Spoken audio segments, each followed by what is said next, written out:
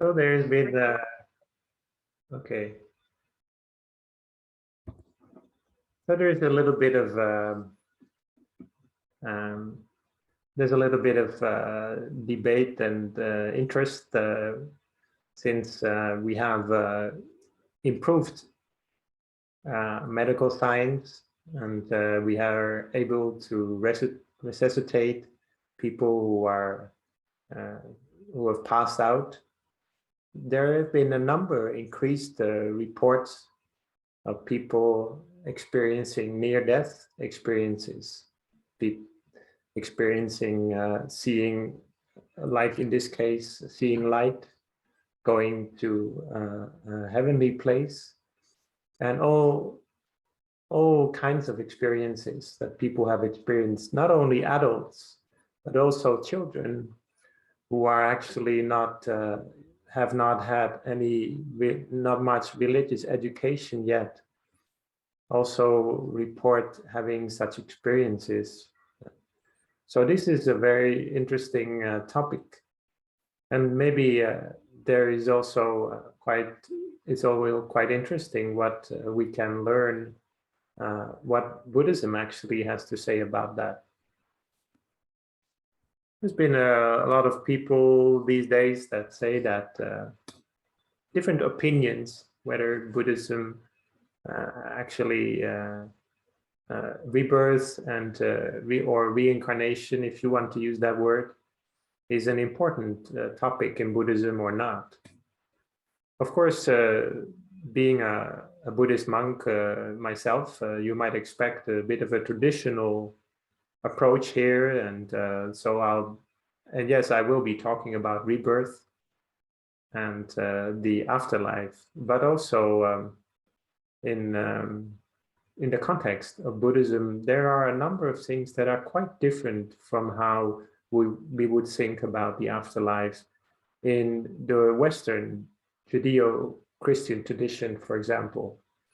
Or if you are from Asia and you come from a non-Buddhist country, then maybe also you find that Buddhism is quite a number of things that are different from what you might be used to. But this is an example of a well-known writer about near-death experiences in the Netherlands. His name is Pim van Lommel, or in Dutch, Pim van Lommel. And he's actually featured in several documentaries about near-death experiences from well-known television stations. And he's actually become, not so long ago, he's become quite well-known because he published a review of 344 studies about near-death experiences, also shortened as NDEs, in the medical journal, The Lancet. So this is quite something new. Previously, near-death experiences were not really considered something that medical people or, scientists would talk about. It was kind of a religious thing more. But now, these days, it's also becoming a topic of interest among the scientific community, although people are still very skeptical about it. According to some surveys done in the USA and Australia and Germany, 4 to 15% of the population have had NDEs or near-death experiences. That's a lot. And I can tell for myself that from the retreats that I've been doing, that if I ask the people, and this is like a broad group of people, because those retreats that I did in Thailand, there were people from all over the world coming to them. I asked whether anyone had any near-death experience, and we often had, very often, actually every retreat, we had somebody. So this is generally, you can say that this is a very big topic. Many people have had such experiences and don't really know how to talk about it. This is some of the experiences that people have when they have a near-death experiences. Some people might have a live review. Many people have. You heard about that, right? Like the when somebody almost dies, or then maybe doesn't die, you can see your life passing by. This is a life review in scholarly terms, the technical word for that. There's a sense of happiness and peace often. And then you leave your body behind. This is actually a similar thing because you feel more happy when you can leave your body behind often. But then there's also sometimes dark surroundings and the tunnel of light, and then entering another dimension. So these are all experiences that people have, but not always everything. And then people come back, of course. So they don't go through the entire process. They come back. Interesting though, is that in Buddhism, we do have very similar phases. There's actually 3 phases mentioned at the moment of death, according to the Buddhist Abhidhamma, or the Buddhist text. The first one is the phase of when somebody is about to die, he or she will see images of one's actions, or kamma aramana, which means that you can see images of the actions that you've done, which is similar to a live review, as I already mentioned. And sometimes the objects that you have been using during those actions. For example, if you're somebody who likes to give food to other people, then maybe you will see food as an object. This is called kammanimitta alamana. And then there is the image of a destination, kati nimitta alamana, which means that we see images of a destination or a place where your mind connects with. This is not the real thing yet.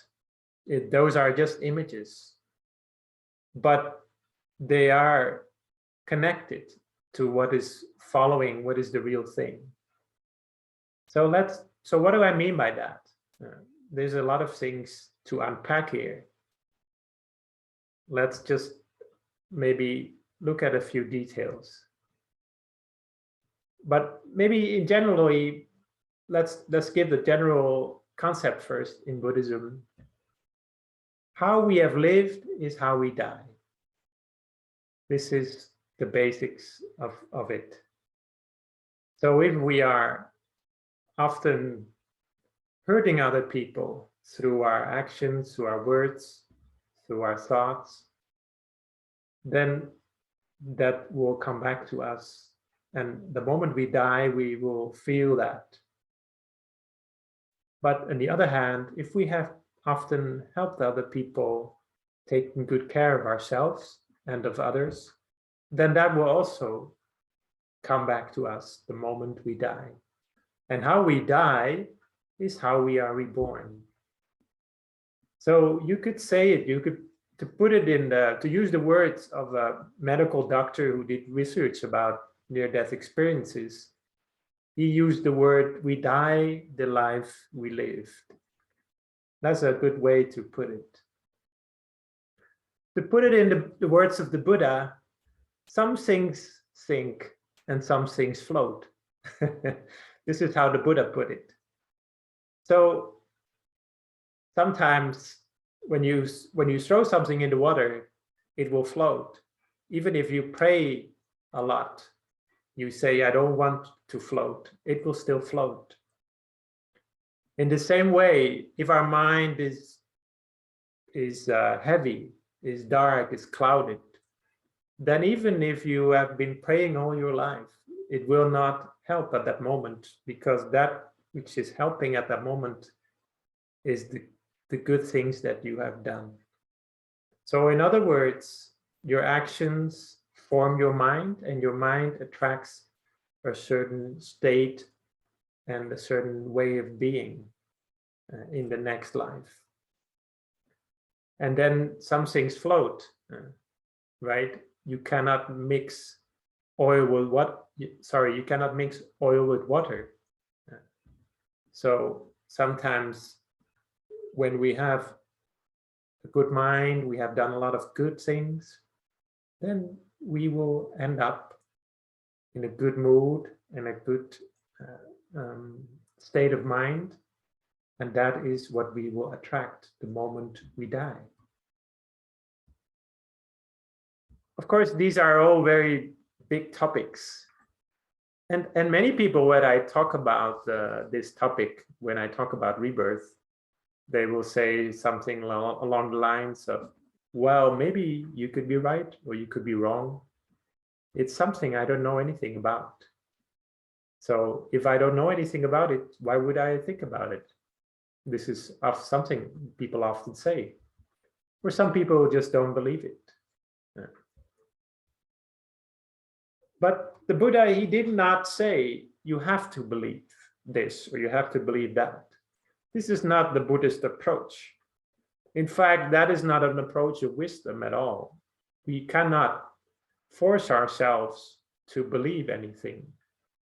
Even if people force us to believe something, it will just be a declaration, but it won't be an actual belief.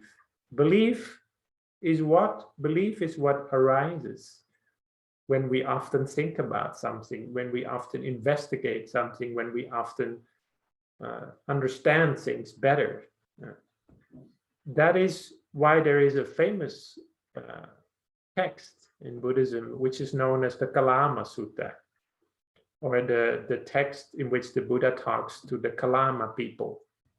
And in this case, the Kalama people, they lived at the border of a forest. And this forest, or this grove, you could say, there was many religious people coming there, many religious teachers, many gurus. You could like wait for a few months and you would meet many gurus, and all of them had different ideas, different teachings. And they complained, you know, the Kalamas, they complained. They said there's so many ideas, so many people, so many different teachings. We are completely confused. and they had so many teachers coming there. It was like the YouTube of ancient India. There was like so many teachers coming and teaching. So the Kalamas, they said, we don't know what to believe anymore. So when the Buddha came, this was kind of difficult to start with. The Buddha, he hadn't said anything yet, and the Kalamas already said to him, whatever you're going to say is kind of difficult to convince us now, because we've had an entire YouTube of gurus coming along. So the Buddha, he then responded very wisely. He said that it is fitting for you to be in doubt. Doubt has arisen in you about a perplexing matter. It is not something that we should feel wrong about, to be doubtful about. It's something that is useful to have doubts about, as for us to grow and understand things better. And so there is a path in Buddhism where we go from doubt to wisdom. Doubt can be good. There is some people who doubt things that are perplexing, and that's good. That's wise doubt. You could call that wise doubt, looking for answers. It's a doubt that helps us forward. But some people never doubt anything. They always just, I fully believe what you're saying. Why? Well, I just believe what you're saying. Maybe we can call this gullibility. In Thai language, we called it hu bao. Sometimes we call it hu bao, which means soft ears. You believe everything the last person said. But then at the other end of the spectrum is you doubt everything and always. You never really want to commit to any belief, or you don't want to listen to any other opinion. This is what we call stubbornness. So the wise middle way is wise doubt, looking for answers. So this is what we call in Buddhism, in the early text, this is known as the path to wisdom, or the path to growth, also known as the Vutti Dhamma, the principles of growth. The first one is to associate with wise people. Find wise people in your life where you can learn something from, and then listen to the good things that they have to teach. You could call it the what in this process, the what. But there's also the why. We need to find out whether what they are saying is right, is correct or not. And then we start to live that. We start to practice it.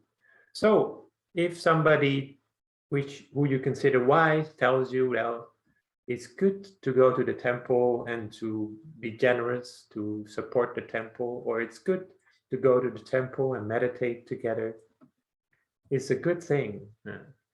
Then you should not just stop there, but you listen to it and you wonder, why would that be a good thing?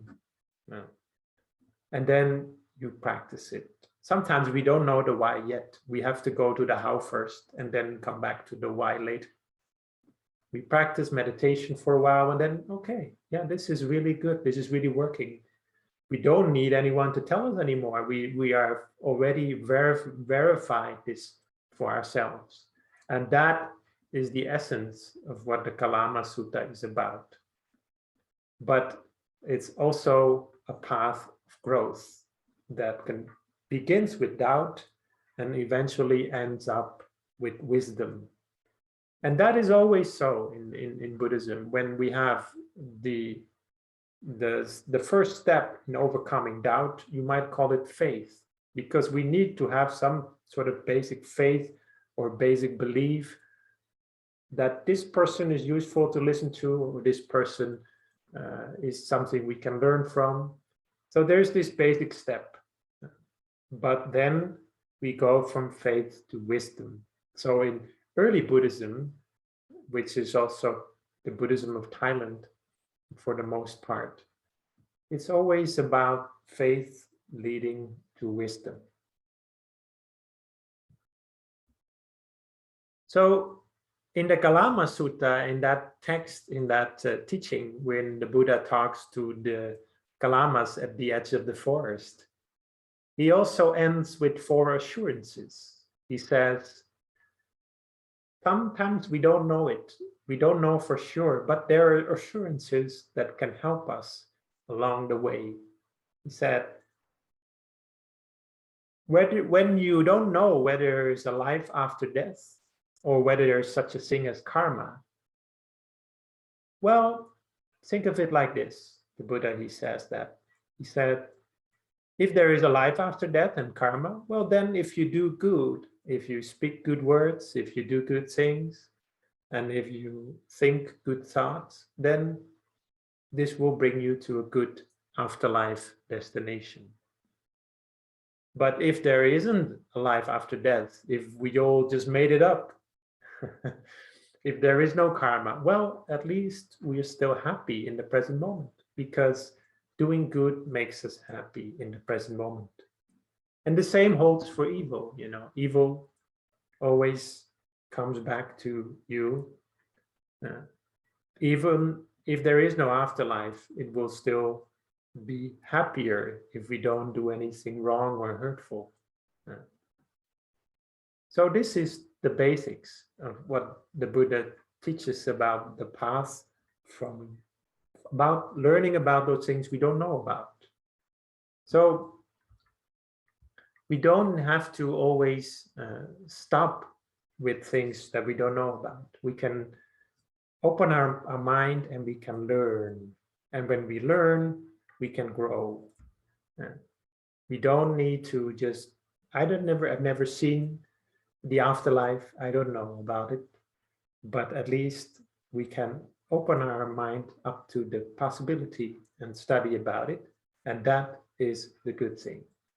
So the Buddha is actually quite, he recommends everyone to study it, to learn about it. He doesn't actually say that We have to believe this or that. And there's actually other teachings, other places, Buddhist texts where the Buddha talks about 5 destinations. And there's things like he talks about people being born in a hell-like state, being born as an animal, being born as a spirit, being born again as a human being, or being born as a deva, sort of angel, but no wings. So these are examples mentioned in the Buddhist text. They are mentioned in all forms of Buddhism. All traditions of Buddhism contain these 5 destinations. But they may be depicted differently in the pictures, in the paintings, but they are always in these in different traditions. You can find these destinations. We could talk about each of these destinations for a long time, but that is not really the point.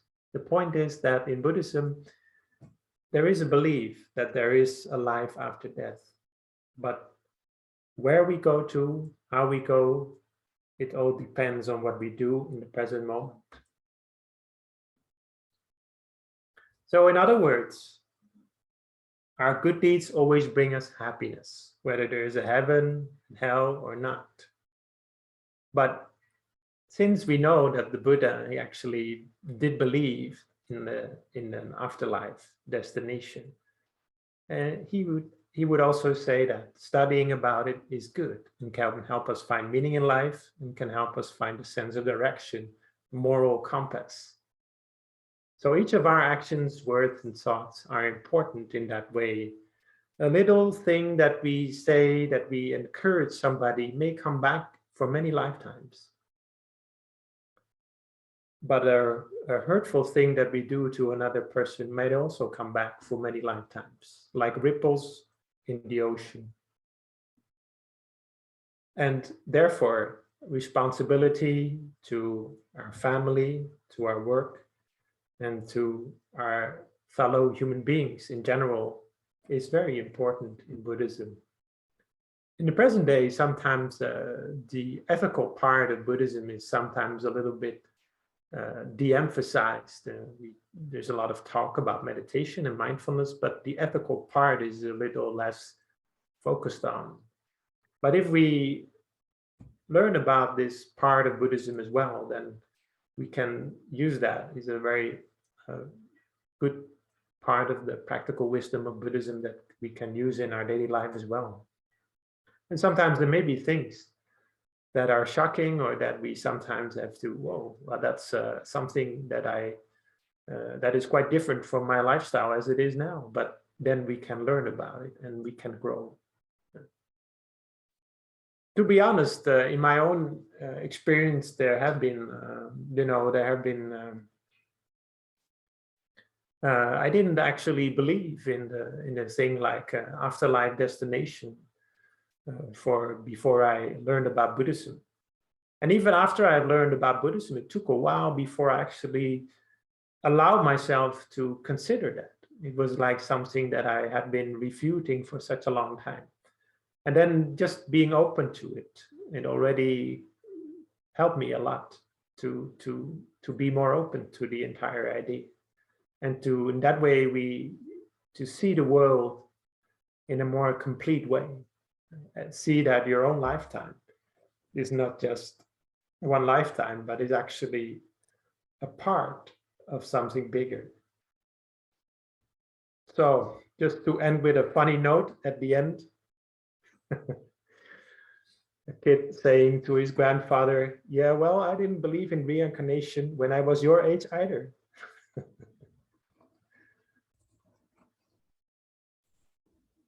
So is there anyone who would like to ask something at the end of this session?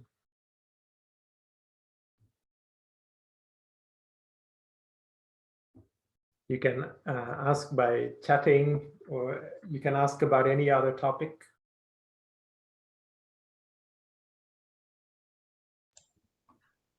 Yes, anyone has any questions, you can address your questions or anything that you would like to share in the session.